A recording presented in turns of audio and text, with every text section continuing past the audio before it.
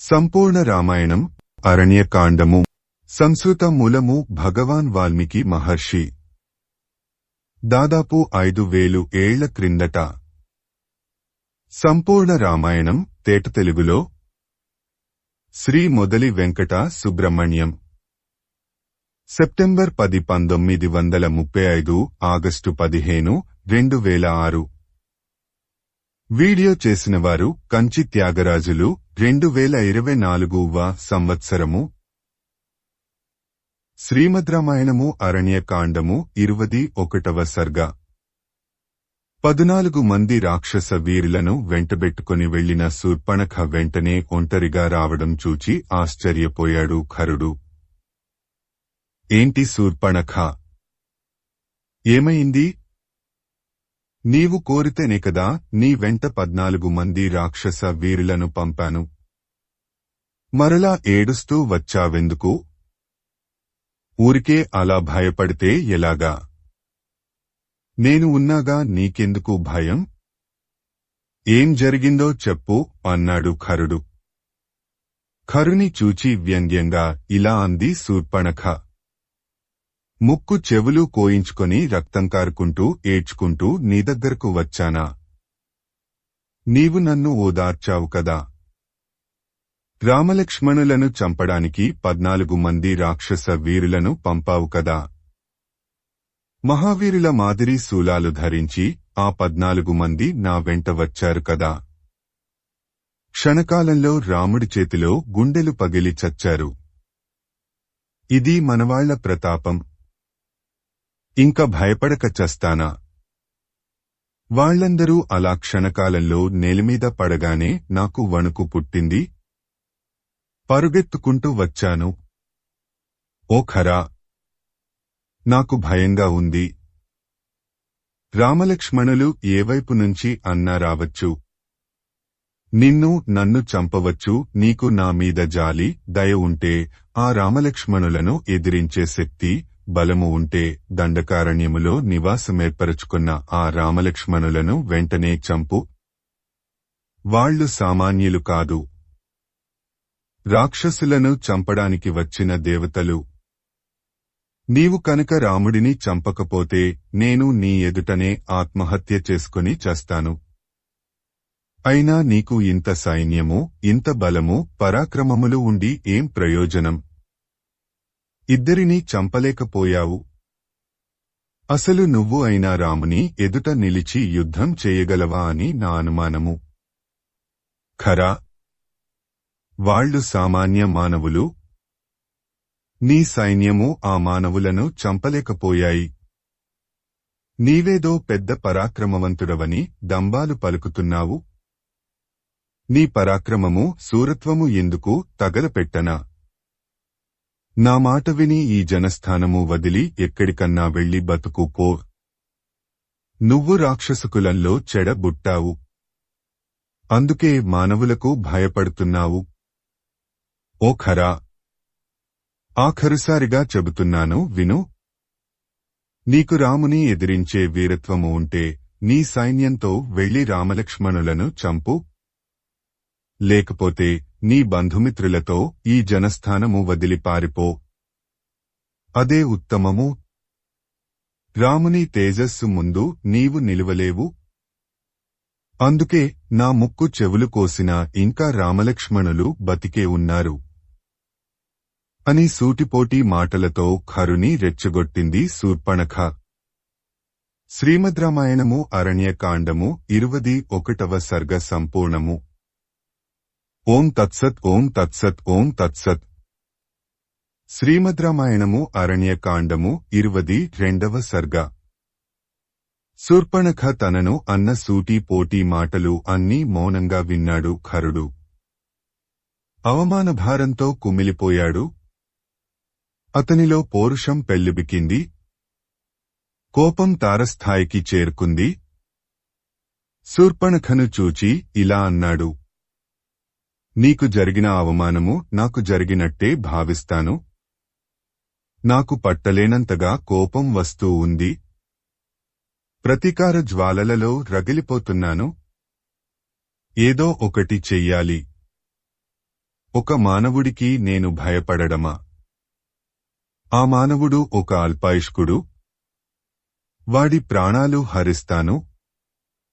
నీవు ఏడవకు. వాడి మరణవార్తను నీకు త్వరలో తెలియజేస్తాను. ఇప్పుడే వాడితో యుద్ధానికి వెళుతున్నాను. నా గొడ్డలితో వాడిని నరుకుతాను. వాడి వెచ్చని రక్తాన్ని నీకు పానీయంగా అందిస్తాను. ఇది నా నిర్ణయము అని పలికాడు ఖరుడు. అదేంటి అన్నయ్యా? నీ పరాక్రమం గురించి నాకు తెలియదా? నీకు సాటి వీరుడు ముల్లోకములలో ఎవరు ఉన్నారు? రాక్షస వీరులలో నీకు సాటిగలవారు ఎవరున్నారు? అని పొగిడింది. శూర్పణఖ మాటలతో ఉప్పొంగిపోయాడు ఖరుడు. వెంటనే తన సేనాపతులను పిలిచాడు. సేనాపతి, మన దగ్గర 14,000 మంది సైనికులు ఉన్నారు కదా.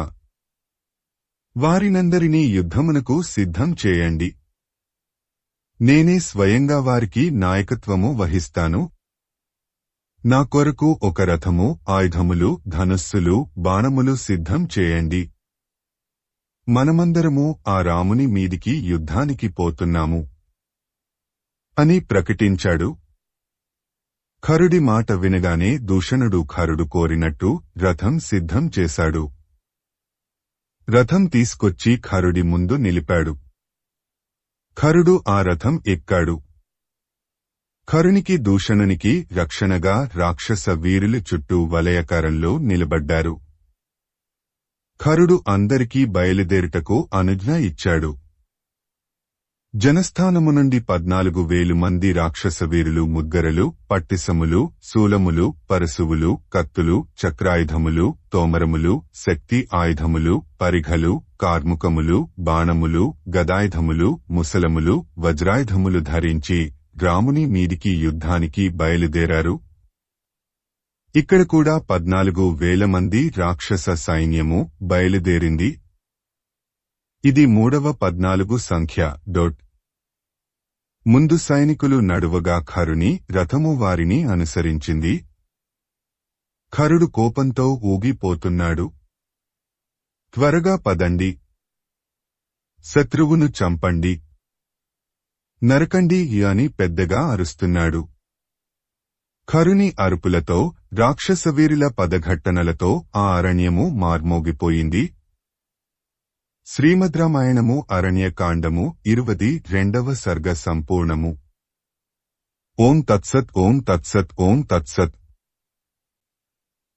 శ్రీమద్రామాయణము అరణ్యకాండము 23వ సర్గ. రాముని మీదికి ఉత్సాహంగా బయలుదేరిన ఖరునికి ఎన్నో దుశ్శకునములు గోచరించాయి. వారి మీద రక్తవర్షము కురిసింది. ఖరుని రథమునకు కట్టిన గుర్రములు సమతల ప్రదేశము మీద కూడా తడబడుతూ పరుగెడుతున్నాయి. దేదీప్యమానంగా వెలుగుతున్న సూర్యుని చుట్టూ నల్లని వలయం ఏర్పడింది. ఒక గ్రద్ద ఖరుని రథము మీద ఎగురుతున్న ధ్వజము మీద నిలబడింది. అనేకములైన క్రూర మూగములు జనస్థానము వద్ద గుమగుడి వికృతంగా అరుస్తున్నాయి. ఒక పక్క నుంచి నక్కలు తలలు పైకెత్తి ఏదో అమంగళము జరగబోతున్నట్టు కూస్తున్నాయి.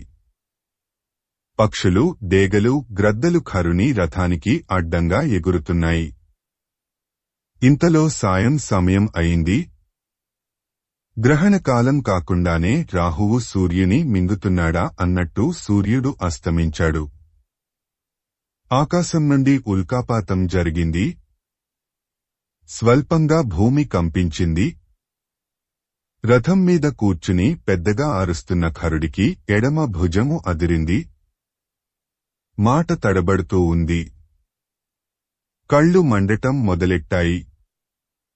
ఇన్ని అపశకునాలు కనపడుతున్నా ఖరుడు చలించలేదు. వెనుకకు మరలలేదు. ముందుకు దూకుతున్నాడు. సైనికులారా, ఈ ఉత్పాతాలకు భయపడకండి. ఇలాంటివి పిరికి వాళ్లను భయపెడతాయి కాని మనలను కాదు. ధైర్యంగా ముందుకు దూకండి. ఆ రామలక్ష్మణులను చంపిగాని వెనుకకు తిరగవద్దు. వాళ్లను చంపి వాళ్ల రక్తం తాగితేనేగాని నా సోదరి శూర్పణఖ అవమానము చల్లారదు. మనం ఎన్నడూ యుద్ధంలో ఓడిపోలేదు. ఇప్పుడు ఓడిపోము. నేను తలుచుకుంటే ఆ దేవేంద్రుని కూడా సంహరించగలను. ఈ మానవులు ఎంత అని ఖరుడు తనకు తానే ధైర్యము చెప్పుకుంటూ సేనలను ఉత్సాహపరుస్తున్నాడు. ఈ విధంగా రాక్షసులు యుద్ధానికి కదలడం చూచి ఆ అడవిలో ఉన్న ఋషులు, మునులు ఏం జరుగుతుందో అని ఆతురతగా చూస్తున్నారు. అందరూ లోక క్షేమాన్ని కోరి, అంటే రాక్షస సంహారాన్ని కోరి ప్రార్థనలు చేస్తున్నారు. చక్రాయుధమును ధరించిన శ్రీమహావిష్ణువు దానవులను సంహరించినట్టు ధనుర్ధారి అయిన రాముడు రాక్షస సంహారము చేయుగాక అని మనసులో ఆకాంక్షిస్తున్నారు. ఇంక పైనుంచి దేవతలు విమానములు ఎక్కి రాక్షస సైన్యమును చూస్తున్నారు. ఖరుని సేనలో 12 మంది మహావీరులైన రాక్షసులు ఉన్నారు. వారు సేనగామి, పృథుగ్రీవుడు, యజ్ఞశత్రువు, విహంగముడు, దుర్జయుడు, కరవీరాక్షుడు, పరుషుడు, కాలకార్ముకుడు, మేఘమాలి, మహామాలి, సర్పాస్యుడు, రుధిరాసనుడు పైన చెప్పి పేర్లలో వారి అలవాట్లు, గుణగణాలు ప్రతిబింబిస్తున్నాయి. ఉదాహరణకు, సేనగామి పక్షిలా తిరిగేవాడు, యజ్ఞశత్రువు యజ్ఞములను పాడుచేసేవాడు, విహంగముడు పక్షిలా ఎగిరేవాడు, పరుషుడు ఎప్పుడు పరుషంగా కఠినంగా మాట్లాడేవాడు, రుధిరాసనుడు రక్తం తాగేవాడు. వీరే కాకుండా దూషణుని వెంట మహాకపాలి, స్థూలాక్షుడు, ప్రమాథి, త్రిశిరస్సుడు అనే మరో 4 రాక్షస సేనానాయకులు తమ తమ సేనలతో నడుస్తున్నారు.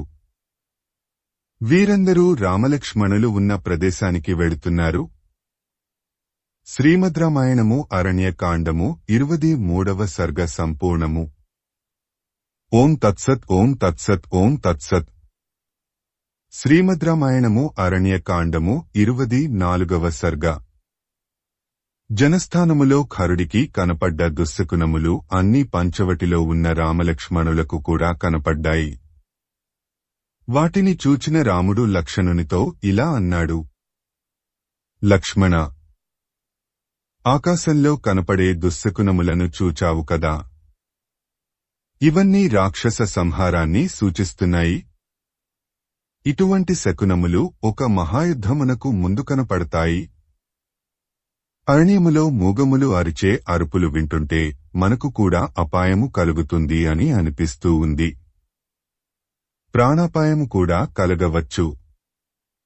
కాబట్టి ఇక్కడ ఒక మహాయుద్ధము జరగబోతోంది అనుటలో సందేహము లేదు. లక్ష్మణ, జాగ్రత్తగా విను. రాక్షసుల అరుపులు, భేరీనినాదములు వినిపిస్తున్నాయి. రాక్షసులు మనమీదికి యుద్ధానికి వస్తున్నారు. కాబట్టి మనము జరగబోయే దానికి దుఃఖిస్తూ కూర్చోకుండా తగిన జాగ్రత్తలు తీసుకోవాలి.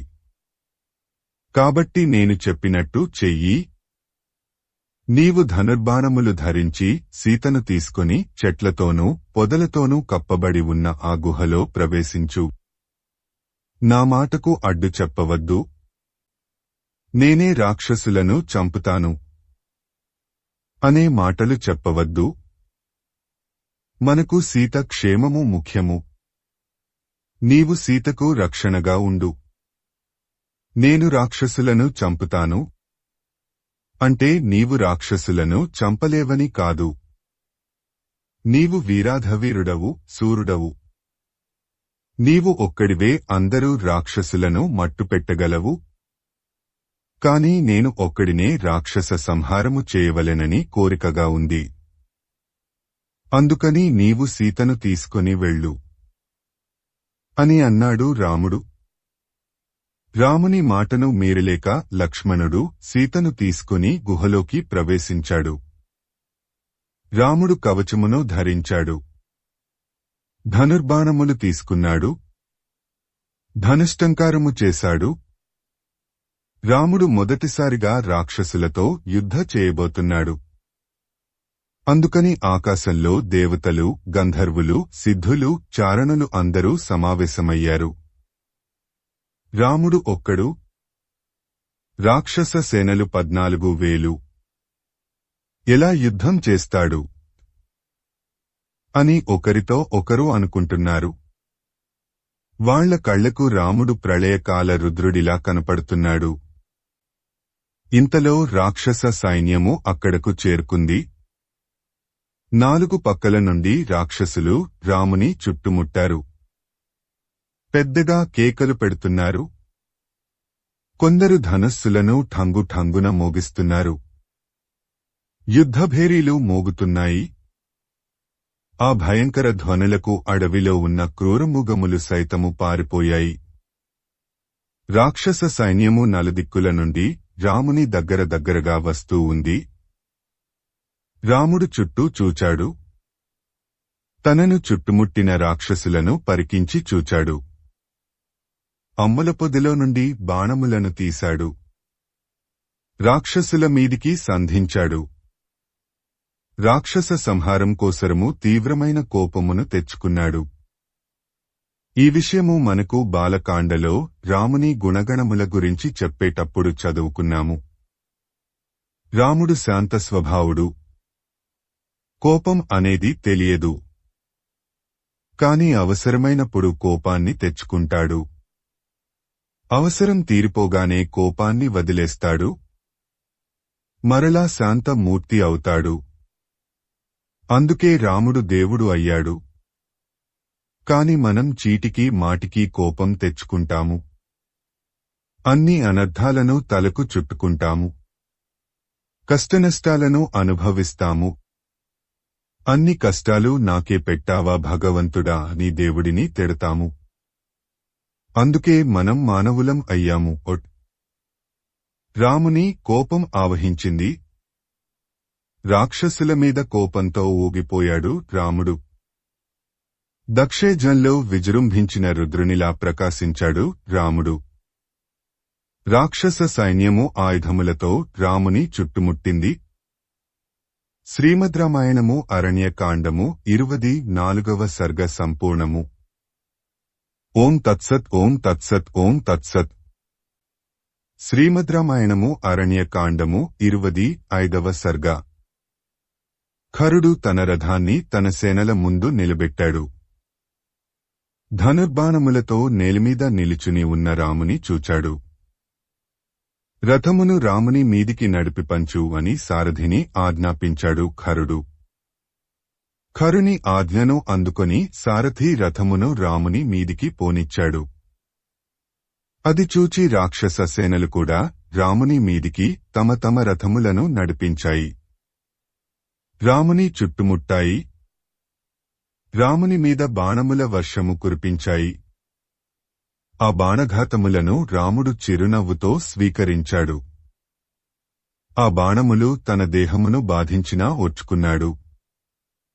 రాక్షసులు ప్రయోగించిన బాణములతో, ఆయుధముల దెబ్బలతో రాముని శరీరం అంతా రక్తసిక్తము అయింది. కాని రాముడు చలించలేదు. అన్ని వేల మంది రాక్షసులు ఒక్కుమ్మడిగా ఒంటరిగా ఉన్న రాముని చుట్టుముట్టి గాయపరచడం చూచి ఆకాశంలో నిలబడ్డ దేవతలు, గంధర్వులు ఎంతో వ్యధ చెందారు. అన్ని దెబ్బలు తింటేగాని రామునికి రాక్షసులను చంపాలి అన్నంత కోపం రాలేదు. రాముడు కోపం తెచ్చుకున్నాడు అన్న మాటకు అర్థం ఇదే కాబోలు. అప్పుడు రాముడు కోపంతో కంపించిపోయాడు. తన ధనుస్సును మండలాకారంగా వంచి వేలకొలది బాణములను రాక్షసుల మీద ప్రయోగించాడు. ధనుస్సు నిలువుగా ఉంటుంది. ఎక్కుపిడితో గుండ్రంగా వంగుతుంది. రాముని ధనుస్సు గుండ్రంగా ఉంది అంటే రాముడు ఎంత వేగంగా బాణాలు ప్రయోగిస్తున్నాడో అర్థం చేసుకోవచ్చు. రాముడు తన వద్ద ఉన్న దివ్యాస్త్రములను వెంటనే ఒకదాని వెంట ఒకటిగా రాక్షసుల మీద ప్రయోగించాడు. రాముని బాణముల ధాటికి తట్టుకోలేక రాక్షస సైన్యము నేలకొరిగింది.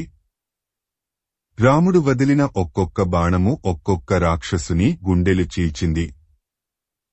రాముడు ప్రయోగించిన వేలకొలది బాణములు వేలకొలది రాక్షసులను మట్టుబెట్టాయి. రాముడు తన బాణములతో రాక్షసుల రథములను విరగ్గొట్టాడు. హయములను గజములను చంపాడు. పతాకములను విరిచాడు. రథికులు ఆశ్వికులు పదాతి దళము అందరూ రామ బాణములకు ఆహుతి అయ్యారు. రాముని బాణముల దెబ్బలకు తాళలేక రాక్షసులు చేయు హాహాకారములతో ఆ ప్రాంతము అంతా మార్మోగిపోయింది. చావుగా మిగిలిన రాక్షస వీరులు రాముని మీదికి గండ్రగొడ్డళ్లను శూలములను కత్తులను విసిరారు. రాముడు నిర్విరామంగా బాణప్రయోగం చేస్తూ వారు విసిరిన నానారకాల ఆయుధములను మధ్యలోనే తుంచేశాడు. ఆ ఆయుధములు ప్రయోగించిన వారి కంఠములు ఖండించాడు. అలా రాక్షసుల తలకాయలు తెగి పడుతుంటే ఆ ప్రాంతమంతా రాక్షసుల కళేబరాలతో నిండిపోయింది. చావగా మిగిలిన రాక్షసులు పరుగు పరుగున ఖరుని వద్దకు పోయి దాక్కున్నారు. ఖరుని పక్కనే ఉన్న దూషణుడు వారినందరినీ ఓదార్చి ధైర్యము చెప్పి వారినందరినీ వెంటబెట్టుకుని పట్టరాని కోపంతో రాముని మీదికి ఉరికాడు. దూషణుని నాయకత్వంలో రాక్షసులు చేతికి అందిన రాళ్లను చెట్లను పట్టుకుని రాముని మీదికి లంఘించారు. రాముని మీదికి చెట్లను రాళ్లను విసిరారు. రాముడు వాటిని తన శరములతో పిండి పిండి చేశాడు. ఆ ప్రకారంగా రాక్షసులకు రామునికి ఘోరయుద్ధము జరిగింది. ఇలా కాదని రాక్షసులు అందరూ రాముని చుట్టుచేరి ఆయుధములను ప్రయోగించారు. అది చూచిన రాముడు వారి మీద గాంధర్వము అనే అస్త్రమును ప్రయోగించాడు. ఆ అస్త్ర ప్రభావంతో రాక్షసులకు తాము ఎక్కడ ఉన్నారో ఏమి చేస్తున్నారో తెలియడం లేదు. రాముడు ఎప్పుడు బాణం తీస్తున్నాడో ఎప్పుడు వదులుతున్నాడో తెలియడం లేదు. రాముని ధనుస్సు మండలాకారంలో ఉండటం మాత్రం కనపడుతూ ఉంది వారికి. కాని రాముని ధనుస్సు నుండి వెలువడిన బాణములు రాక్షసులను హతమారుస్తున్నాయి. ఆ ప్రాంతమంతా రాక్షసుల తలలతోనూ కాళ్లతోనూ మొండెములతోనూ నిండిపోయింది. వారి వారి ఆయుధములు చెల్లాచెదురుగా పడి ఉన్నాయి. వారే కాదు, వారు ఎక్కి వచ్చిన గుర్రములు ఏనుగులు కూడా చచ్చి పడి ఉన్నాయి. రథములు వాటికి కట్టిన పతాకములు తునాతునకలుగా విరిగిపడి ఉన్నాయి. రాక్షసుల మూతకళెబరములతో ఆ ప్రాంతం అంతా భయంకరంగా భీభత్సంగా ఉంది. శ్రీమద్ రామాయణము అరణ్యకాండము 25వ సర్గ సంపూర్ణము. ఓం తత్సత్ ఓం తత్సత్ ఓం తత్సత్. శ్రీమద్ రామాయణము అరణ్యకాండము 26వ సర్గ. తన సైన్యము అంతా రాముని బాణములకు ఆహుతి కావడం చూచాడు దూషణుడు. దూషణుడు తన వెంట వచ్చిన రాక్షస సేనలను 5,000 మందిని తీసుకుని రాముని మీదికి వెళ్లాడు. అంటే అప్పటిదాకా ఖరుని వెంట వచ్చిన 14,000 మంది రాక్షసులు చచ్చారు. ఆ 5,000 మంది రాక్షస సైన్యము రాముని చుట్టుముట్టారు. రాముని మీద శూలములు పట్టిసములు కత్తులు రాళ్లు చెట్లు బాణములు వర్షంలా కురిపిస్తున్నారు. రాముడు కూడా తన బాణములతో వారు తన మీదికి విసురుతున్న శూలములను పట్టిసములను కత్తులను చెట్లను సమర్థంగా ఎదుర్కొంటున్నాడు. రాక్షసులు తన మీద ఆయుధములు ప్రయోగించే కొద్దీ రాముని కోపం పెరుగుతూ ఉంది. రాముడు వేలకొలది బాణములతో దూషణుని సైన్యమును కప్పివేశాడు.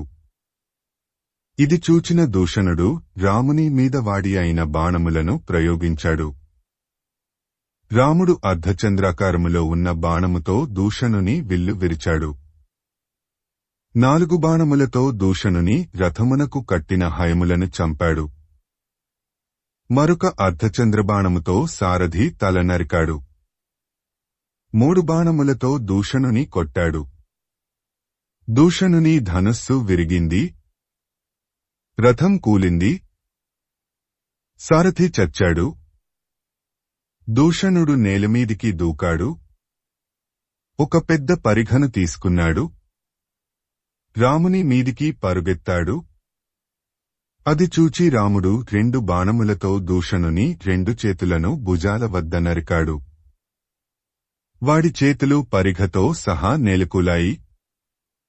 చేతులు విరిగిన దూషణుడు నిలువునా కింద పడ్డాడు.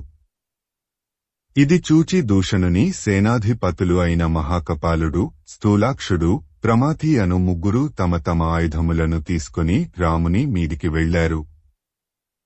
మహాకపాలుడు శూలమును, స్థూలాక్షుడు పట్టిసమును, ప్రమాథి గండ్రగొడ్డలిని ధరించారు. వారిని చూచి రాముడు వారిమీద బాణవర్షము కురిపించాడు. మహాకపాలుని తల నరికాడు. స్థూలాక్షుని కళ్లలో రాముడు వదిలిన బాణములు గుచ్చుకున్నాయి. ప్రమాథి గుండెలను చీల్చాడు రాముడు. ఆ ప్రకారంగా రాముడు దూషణుని, అతని సేనాధిపతులు ముగ్గురను 5,000 మంది సైనికులను మట్టుబెట్టాడు. తన సోదరుడు దూషణుడు, అతని సైన్యము సమూలంగా నాశనం అవడం చూచాడు ఖరుడు. తన సేనాధిపతులను పిలిచాడు.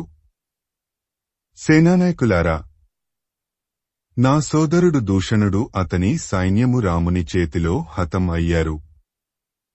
మీరు మీ సేనలతో రాముని హతమార్చండి. వెళ్ళండి అని ఆజ్ఞాపించాడు. ఈ విధంగా తన సేనానాయకులను ఆజ్ఞాపించిన ఖరుడు తాను కూడా ఆయుధములు ధరించి రాముని మీదికి పరుగెత్తాడు. ఖరుని సేనానాయకులైన సేనగామి, పృథుగ్రీవుడు, యజ్ఞశత్రువు, విహంగముడు, దుర్జయుడు, కరవీరాక్షుడు, పరుషుడు, కాలకార్ముకుడు, మేఘమాలి, మహామాలి, సర్పాస్యుడు, రుధిరాసనుడు అనే 12 మంది సేనానాయకులు ఖరుని వెంట రాముని మీదికి ఉరికారు.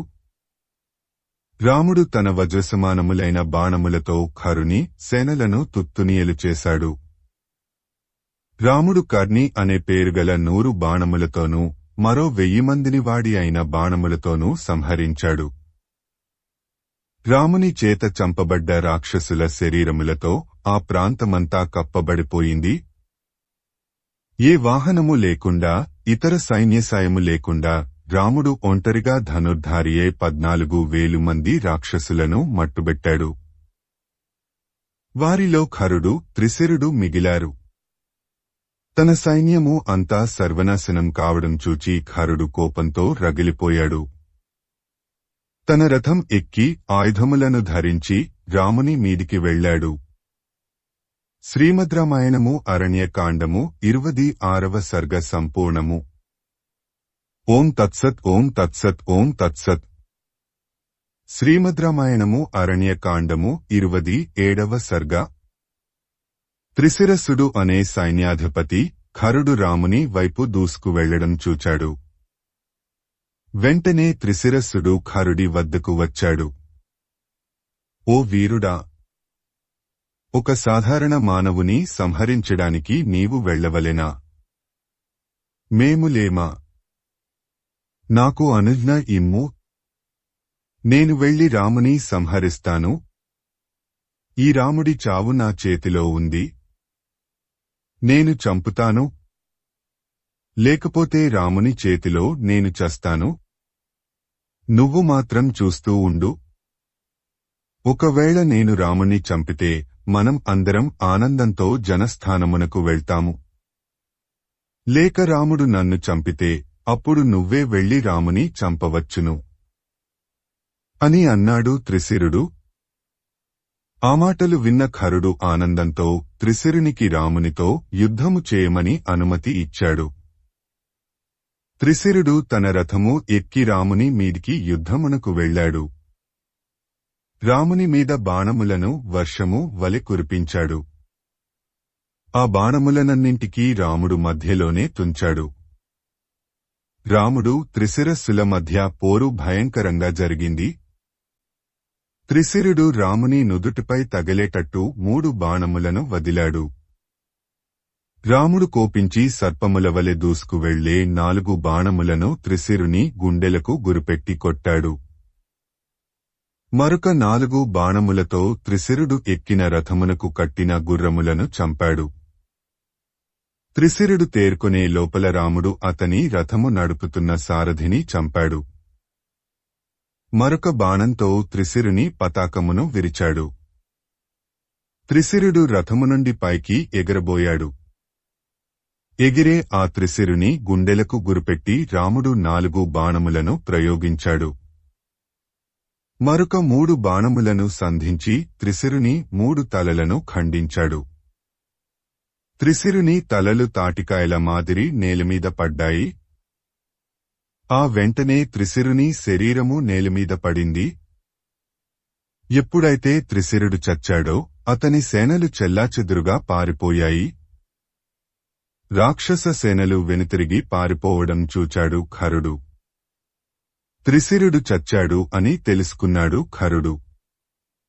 పారిపోతున్న సేనలను కూడగట్టుకుని రాముని మీదికి యుద్ధానికి వెళ్లాడు ఖరుడు.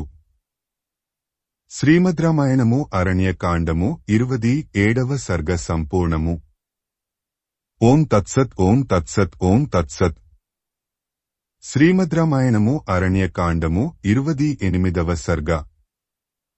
రాముని మీదికి పోతున్నాడే కాని ఖరునికి లోలోపల భయంగానే ఉంది. ఎందుకంటే అప్పటికే రాముడు మహావీరులు అసమాన బలవంతులు అయిన దూషణుని త్రిశిరుని సంహరించాడు. ఇంకా తనవంతు వచ్చింది అనుకున్నాడు. పైగా సైన్యము అంతా నశించిపోయింది. కొద్దిమంది మాత్రమే మిగిలి ఉన్నారు. ఆ కొద్దిమందితో రాముని ఎదుర్కోగలనా అని సందేహిస్తున్నాడు. కాని ధైర్యంగా ముందుకు దూకాడు. ఖరుడు రాముని మీద నారచములను, ఇనుప ములికలు అమర్చిన బాణములను ప్రయోగించాడు. ఖరుడు ఒక చోట ఉండకుండా రణభూమి అంతా కలయ తిరుగుతూ బాణప్రయోగం చేస్తున్నాడు. రాముని కదలనీయకుండా 4 దిక్కులను తన బాణములతో కప్పివేశాడు. రాముడు తన ధనుస్సు ఎక్కుపెట్టాడు. ఖరుడు సంధించిన బాణములను చిన్నాభిన్నం చేశాడు రాముడు. తన బాణములతో ఆకాశం అంతా నింపాడు రాముడు. సూర్యుడు కూడా కనపడటం లేదు. రాముడు, ఖరుడు ఒకరితో ఒకరు భీకరంగా పోరాడుతున్నారు.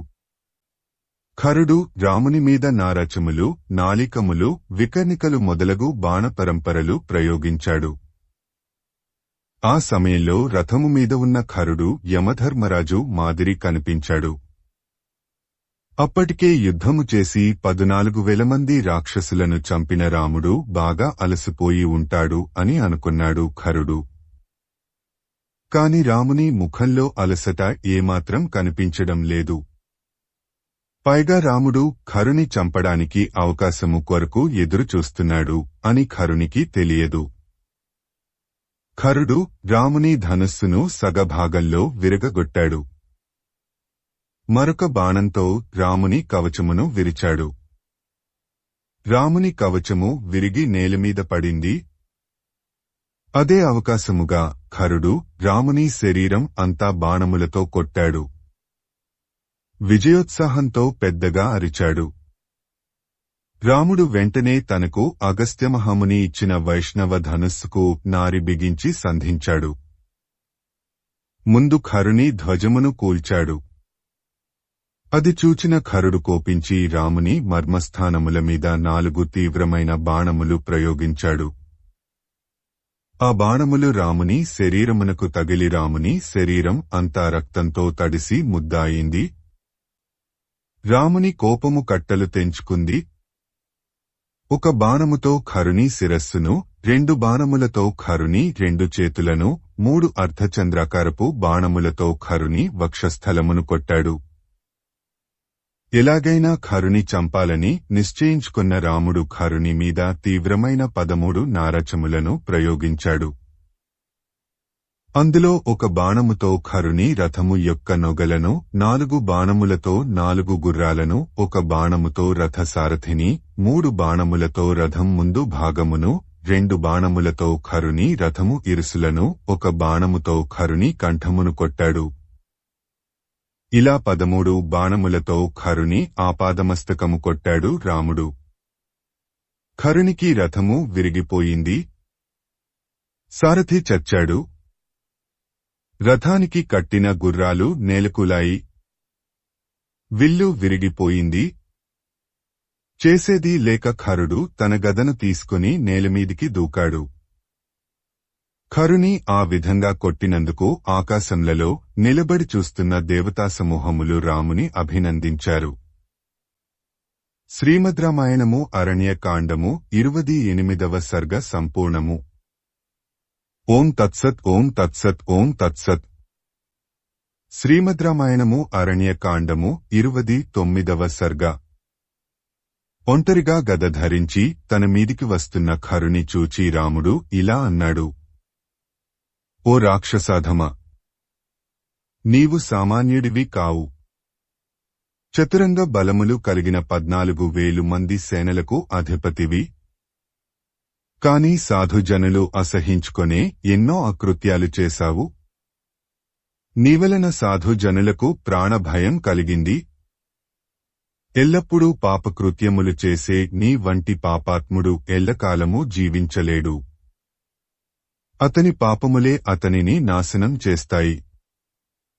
అసలు నిన్ను ఆ జనులే చంపాల్సింది. కాని వారి బదులుగా నేను నిన్ను చంపుతున్నాను. కాని నీవు చేస్తున్నది తప్పు, పాపము అని నీకు తెలియదు. అందుకే ఇన్ని పాపపు పనులు చేశావు. చేసిన పాపములకు ఫలితము అనుభవిస్తున్నావు. ఈ దండకారణ్యములో ఎంతో మంది ఋషులు, మునులు ప్రశాంతంగా తపస్సు చేసుకుంటున్నారు.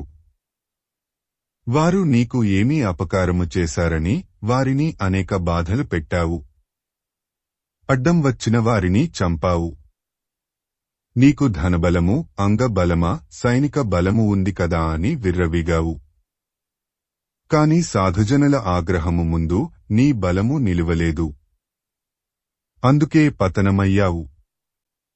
నీవే కాదు, ఈ సృష్టిలో ప్రతి ప్రాణి కూడా తాను చేసిన పాపపు పనులకు ఫలితమును అనుభవింపక తప్పదు. విషం కలిపిన అన్నం తింటే వెంటనే ఎలా మరణం సంభవిస్తుందో, పాపపు పనులు చేస్తే ఆ పాప ఫలము కూడా వెంటనే కట్టికుడుకుతుంది. దుష్ట శిక్షణ కొరకు ఈ దండకారణ్యములో ఉన్న ఋషులు, మునులు నన్ను ఆశ్రయించారు. అందుకే నేను దుష్టుడవైన నిన్ను చంపుతున్నాను. ఓ ఖరుడా! ఇప్పటిదాకా నీవు నీ అనుచరులు ఈ దండకారణ్యములో ఉన్న మునులను, ఋషులను ఎలా యమపురికి పంపారో అలాగే నీవు కూడా నీ అనుచరులను అనుసరించి యమపురికి వెడుతున్నావు. నీవు చంపిన మునులందరూ స్వర్గద్వారముల వద్ద నిలబడి నువ్వు నరకానికి పోవడం కళ్లారా చూస్తారు. ఓ దురాత్ముడా! కాచుకో!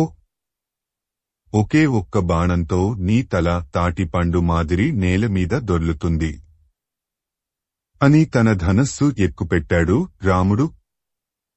రాముని సూటిపోటి మాటలు విన్న ఖరుడు అవమాన భారంతో కోపంతో రగిలిపోయాడు.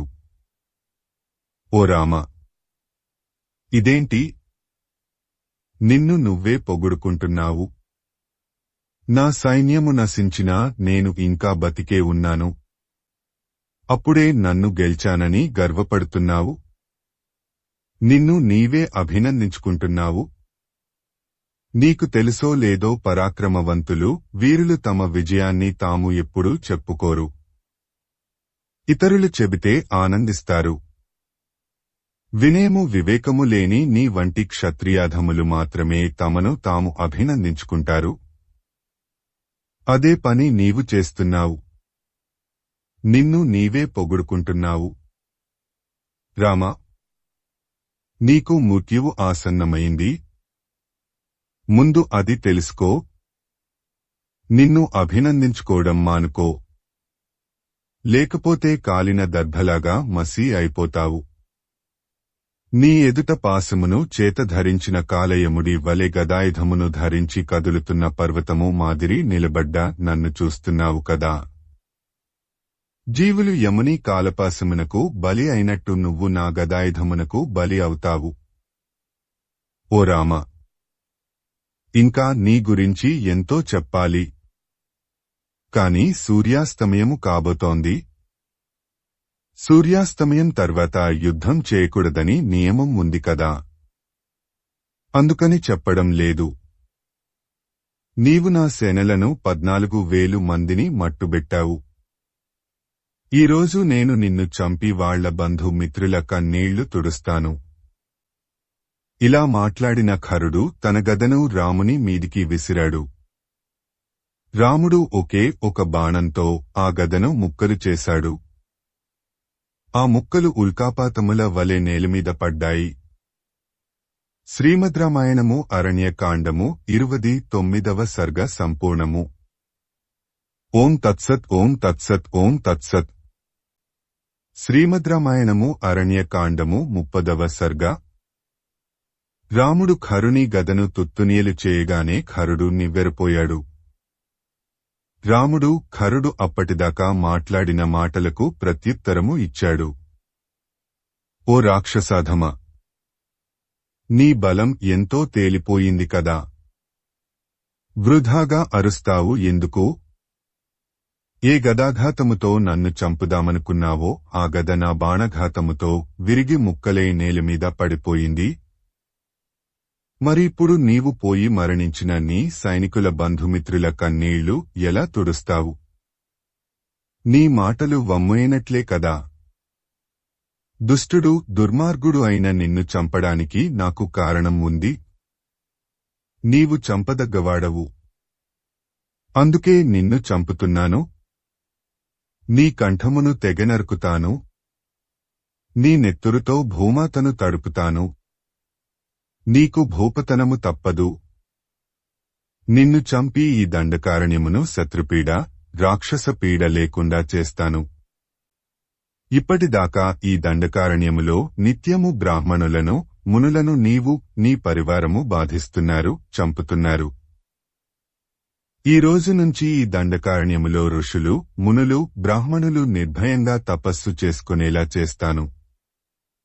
ఎంతోమంది ఋషులకు, మునులకు ఈ దండకారణ్యము ఆశ్రయము కాగలదు. ఇప్పటిదాకా ఋషులను, మునులను భయపెడుతూ, వారి యజ్ఞయాగములను నాశనం చేస్తూ, వారిని చంపుతున్న రాక్షస స్త్రీలు ఇంకా ఈ దండకారణ్యము విడిచిపోక తప్పదు. నీ భార్యలందరూ నీ శవం మీద పడి ఏడ్చే రోజు వచ్చింది అని నిర్ణయంగా మాట్లాడుతున్న రాముని చూచి ఖరుడు రాముని బెదిరించడానికి పూనుకున్నాడు. ఓ రామ! నీవు అవివేకివే అనుకున్నాను. గర్విష్ఠివి కూడా. నీకు మహాగర్వము ఉంది. అవసాన దశలో మానవులకు ఇలాంటి గర్వమే ఉంటుంది. చచ్చే ముందు సంధి ప్రేలాపన లాగా నీవు కూడా ఏదేదో మాట్లాడుతున్నావు అంటూ ఖరుడు తగిన ఆయుధము కొరకు చుట్టూ చూచాడు. దగ్గరలోనే ఉన్న ఒక సాలవృక్షమును కూకటి వేళ్లతో పెకలించాడు. దానిని ఆయుధంగా ధరించి, రామా! ఈ దెబ్బతో నువ్వు చచ్చావురా అంటూ ఆ చెట్టును బలంగా రాముని మీదికి విసిరాడు. రాముడు తన మీదికి అత్యంత వేగంతో దూసుకువస్తున్న సాలవృక్షమును తనవాడి అయిన బాణములతో రెండుగా ఖండించాడు. వెంటనే రాముడు 1000 బాణములను ఒకదాని వెంట ఒకటిగా సంధించి ఖరుని శరీరం అంతా తూట్లు పడేట్టు కొట్టాడు.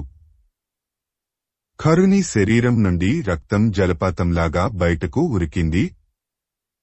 తన శరీరం అంతా నెత్తురు కారుతుండగా ఖరుడు రాముని మీదికి పరుగెత్తాడు.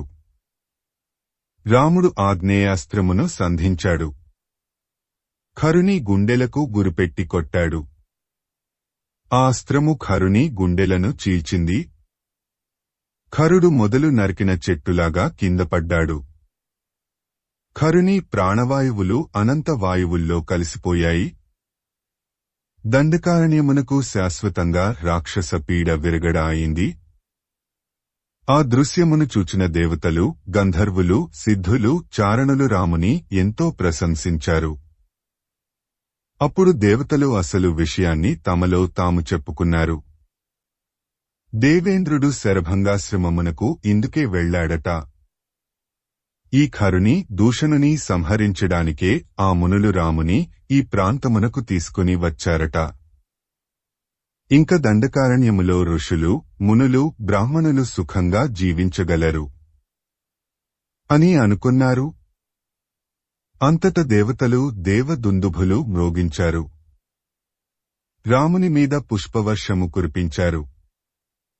రాముడికి ఖరునికి దూషణునికి 14,000 మంది రాక్షసులకు జరిగిన యుద్ధము దాదాపు 1.5 ముహూర్తకాలము జరిగింది. ముహూర్తము అనగా 48 నిమిషములు, అనగా 1 గంట 12 నిమిషముల పాటు జరిగింది.